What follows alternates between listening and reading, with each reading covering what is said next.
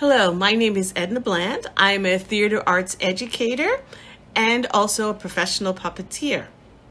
Well, I was always involved in the arts ever since I was a child. And when I went to college, I went to school to be a music teacher. And then I also found that I was really good in coordinating and organizing things. So I actually minored in business.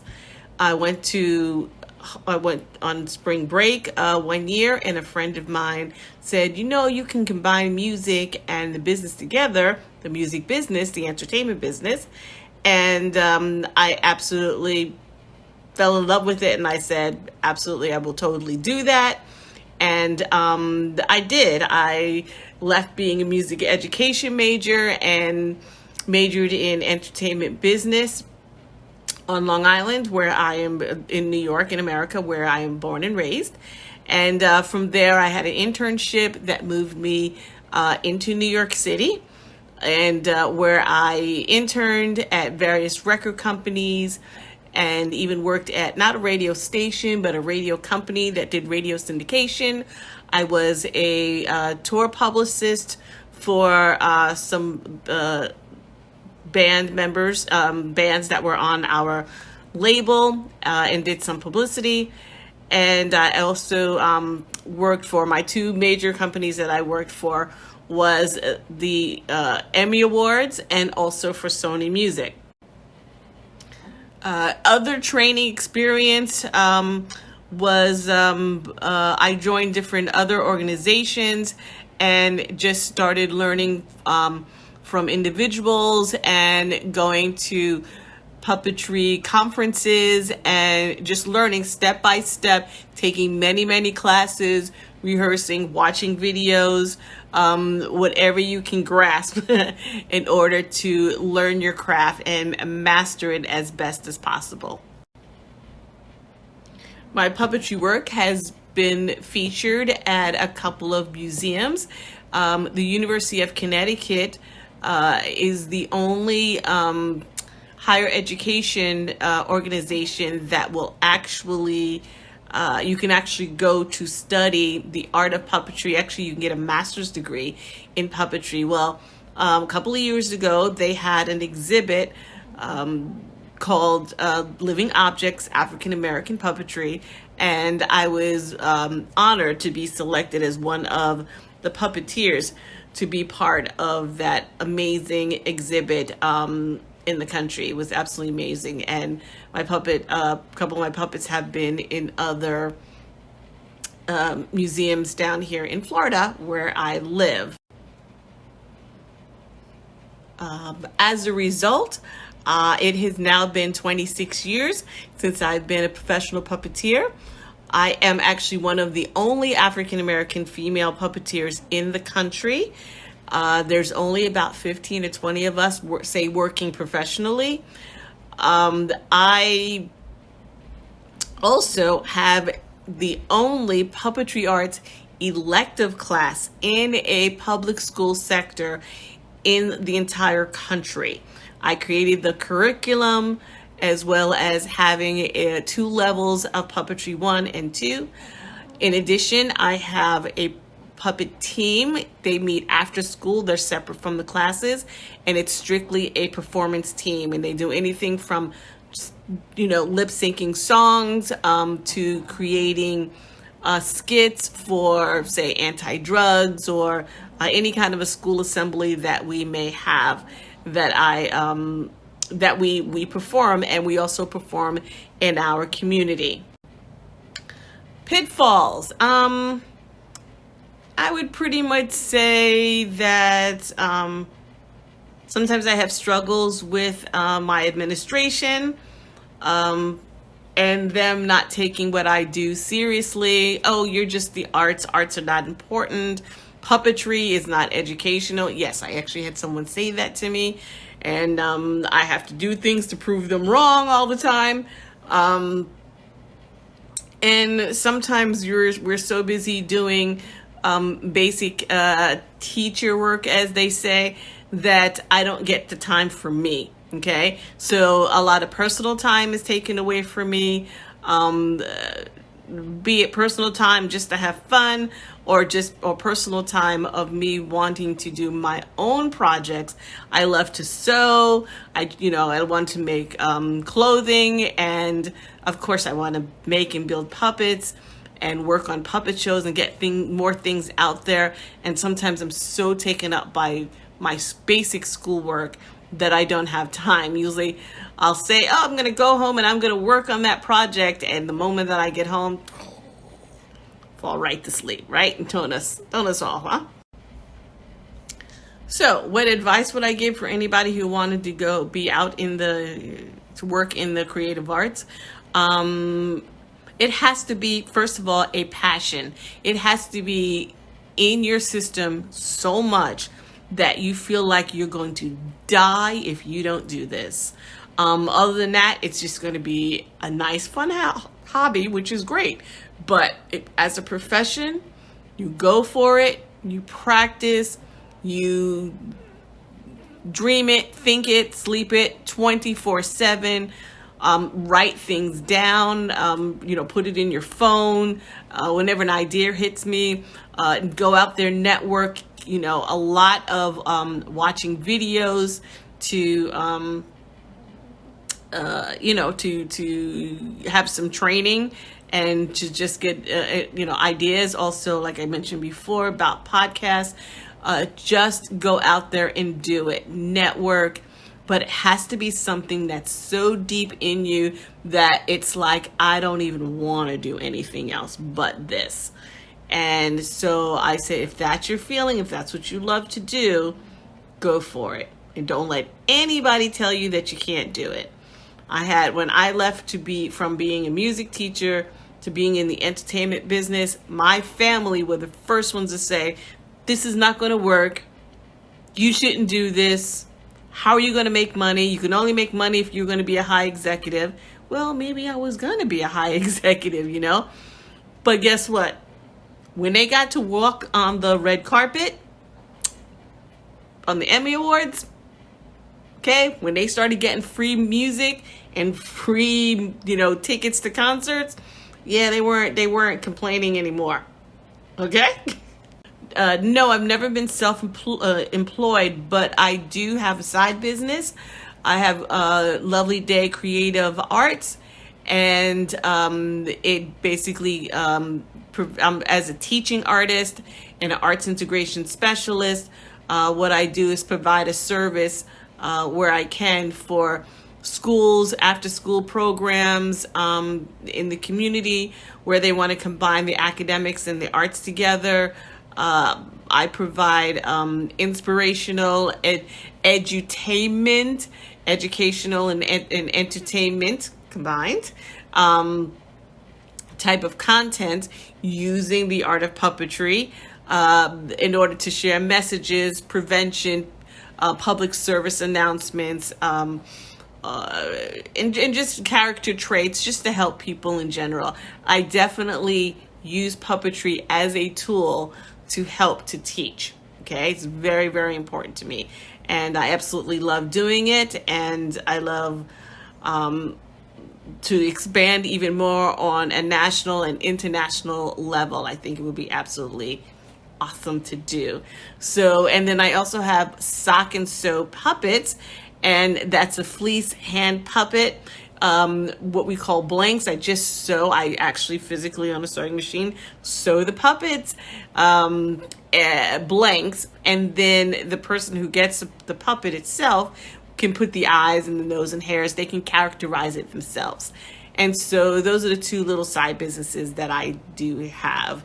But my main, as they say, bread and butter, that pays the rent and gives me health insurance is my job as being a full-time teacher. How important it is to speak good English with my career. It's everything. It's communication. You communicate with other people within the business, but as a performer, you have to create works for your audience. You have to know your audience, and be it that they're children or or adults or even older people, seniors, you got to have the right information, the right content in order to make your performance and what you're doing worthy. So communication, speaking correctly. If you notice, I speak very correctly.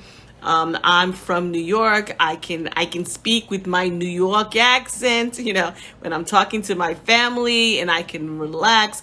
But I was also taught to speak in a very professional tone, so people will take me seriously. Honestly, I even teach my students to, when you're with your friends and you're at home, you're in your neighborhood, relax, speak whichever way you want. But when you're in a professional setting, people will respect you more if you speak, at a nice, calm pace. You articulate, okay, and pronounce all your words, and,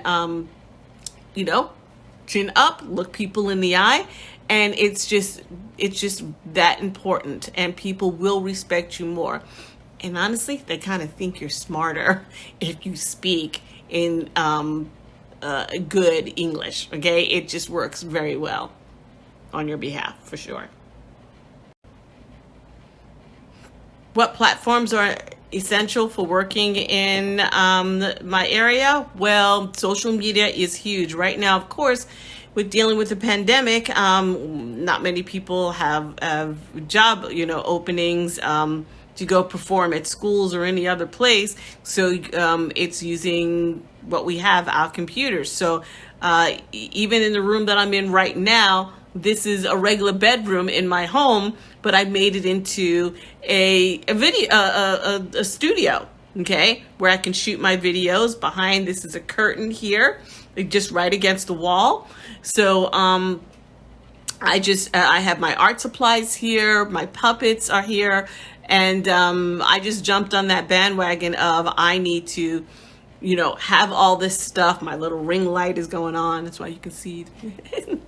And just to jump on this bandwagon of the importance of social media and using video.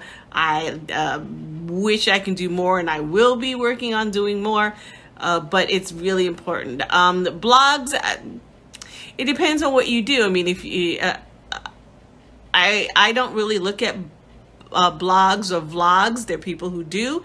That's I just don't make them. I know podcasts are really big right now. YouTube channels are huge right now. TikTok is huge right now. So things like that, to constantly keep your presence, put yourself out there, is very important. So that is very essential. As far as having an agent, it depends on what level of performance that you want to do. If you really want to be a professional, that you're working in the arts on a really high professional level, you absolutely need an agent. Okay. But a lot of times you get jobs. You can apply for things even if there's no ad. You can still apply for a job. Make sure you have your resume ready of any work that you've done, your headshot, resume, and just send it out. And you just never know what work you're going to get. But most important thing, be out there. How I became a professional puppeteer, when I was working at the Emmy Awards, besides the actual ceremony, we would have different events for the Academy members. So one year we had what's called the Silver Circle Awards dinner for people who were in television for 25 years or more. And that particular year, they decided to induct Carol Spinney, the late Carol Spinney, who's known as Big Bird, and Oscar the Grouch, also from Sesame Street. Well, he and I started talking on the phone, arranging, just things for business. And I mentioned to him that I always wanted to be a performer on Sesame Street, not a puppeteer. I actually wanted to be a kid on Sesame Street because I grew up watching the show. I watched Gordon and Susan, who were the only black couple on the show, and they adopted a son named Miles. part of the storyline. And I always wanted to be the adopted daughter. And my mom even took me to a mall where Loretta Long, who played Susan, was signing autographs. And I even told Loretta Long that I wanted to be her daughter. And I never forget her beautiful smile and the wonderful warm hug that she gave me.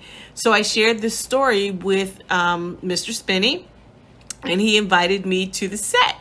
And it was absolutely amazing. I mean, Sesame Street, you walked in, and even though you see the lights and the cameras, it was still the 1, 2, 3 steps, Mr. Hooper's store, Big Bird's Nest. But I did not see Gordon or Susan that day. But what I did see were the puppeteers.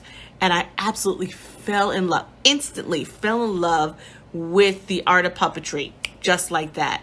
Long story short, I said to Mr. Spinney, I would absolutely love to do this. I want to learn this.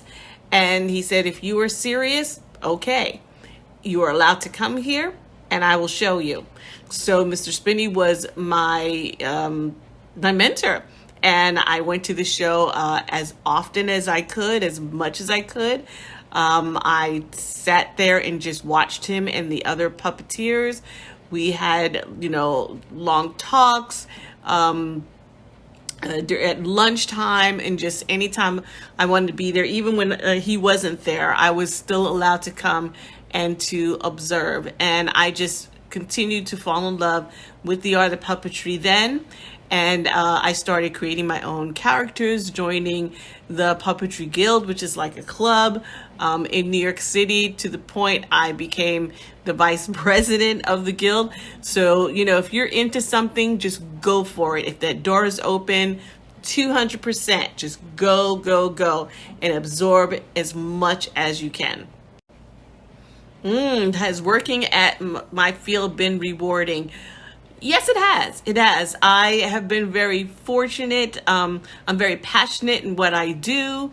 And so very rarely over my career has there been other jobs that were outside of some form of the entertainment business, because I was just bent on that's all I wanted to do. And, the doors have been open for me. I've been very fortunate. Like I said, not very many jobs that I've had that strayed away from the entertainment business. When one door closes, another one opens, and I just keep plowing in and keep working. But you know what? And I love being in the entertainment business. It was so much fun. Got to hang out with famous people. I got all the CDs, DVDs, yes, back in my day, that I wanted, concerts, working at the Emmy Awards. I got to walk a red carpet. I mean, it was a blast, but then at a point, it just didn't feel fulfilling anymore. And, I would go lay my head down at night and I'm like, who did I help today? And that was really the changing point for me. And I went back full circle to becoming a teacher again. And I love being an educator. I would like to, like I said before, expand past just my classroom to do something globally. But it has been rewarding. Sometimes they say as a teacher, you don't,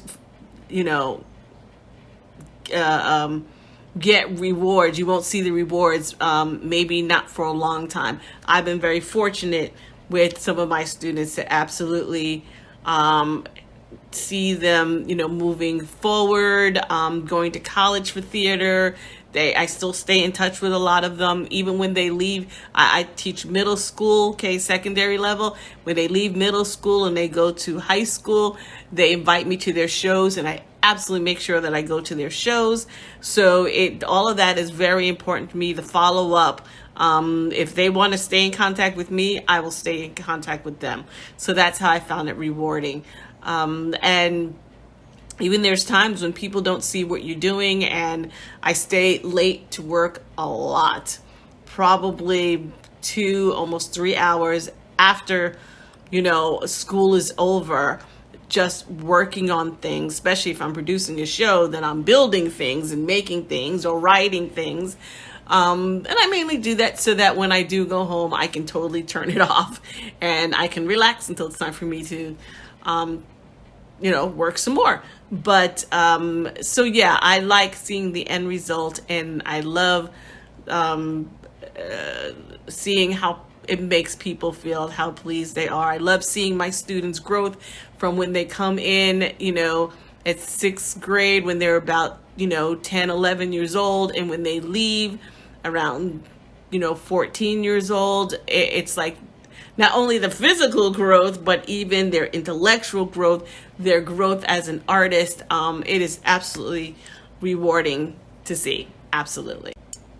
How important it is to network? Everything, guys. Absolutely everything.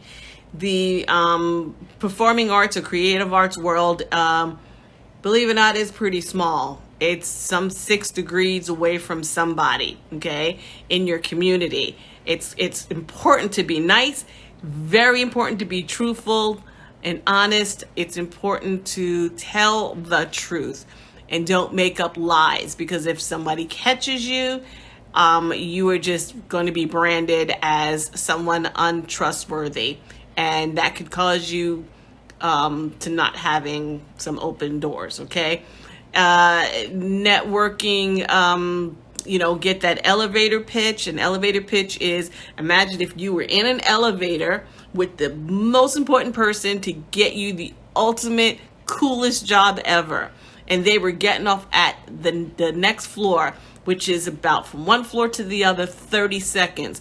What would you say to them to help at least open up the door that they want to speak to you some more? And that's what's called an elevator pitch. So you got to think of an elevator pitch and practice it. And, the moment you see somebody, you say, "Hi, my name is Edna Bland, and I am a professional puppeteer, one of the only African-American puppeteers in the world, and I love teaching through puppets, and I would love to spread what I do." Okay, something like that. You just got to practice some more. So, you got to work with it. But still, networking is absolutely so important. I have gotten probably a lot of my jobs in the entertainment business because of networking. There was one particular company that I was working at, and I was working in the publicity department. It was a record company, and I had to go around and give people press kits, in the company. So I would stop and talk to the president, the secretary of the president of the company.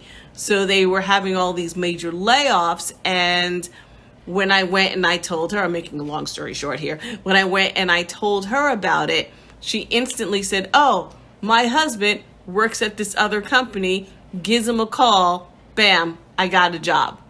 Okay? Someone else from my church worked at Sony. Okay? She got me into working at Sony. Another job, my current job, I went for the job interview. It wasn't even at the beginning of the school year, because the other theater teacher had left in October, like 2 months after the school year started. And I was even like blown away that the theater job was even open. Went for the interview and ended up telling a friend of mine. She's like, "My husband works at the school. He's a PE teacher." She calls her husband. Her husband picks up the phone, calls the assistant principal at that time and says, "Hire her. She's in high demand." And I've been at that job for 10 years now. Okay?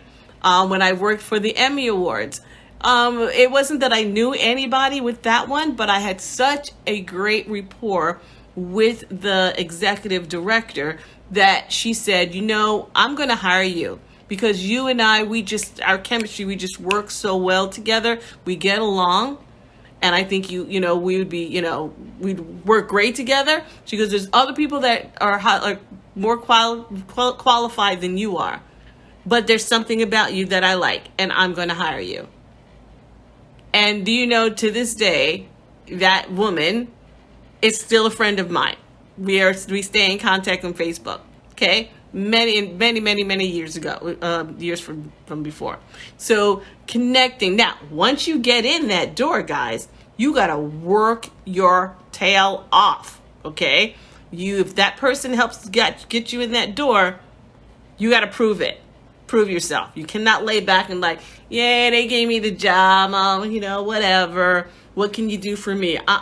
No, you work hard and prove them right, and prove that the decision that they went out on a limb to help you, okay, that you prove it right, okay? So, important. Good to excellent the network, but once you get in that door, okay, you got to prove it. Prove yourself. I want to thank you, Peter, so much for allowing me to be part of this. Maybe one day we can do something live, like a little distance learning with some students in your class. I think it would be fun. And hey, maybe when all of this crazy stuff kind of dies down, I would love to come over there to South Africa and hang out with you guys. Okay, so thanks so much for this opportunity, and God bless, and have a wonderful holiday season. Bye.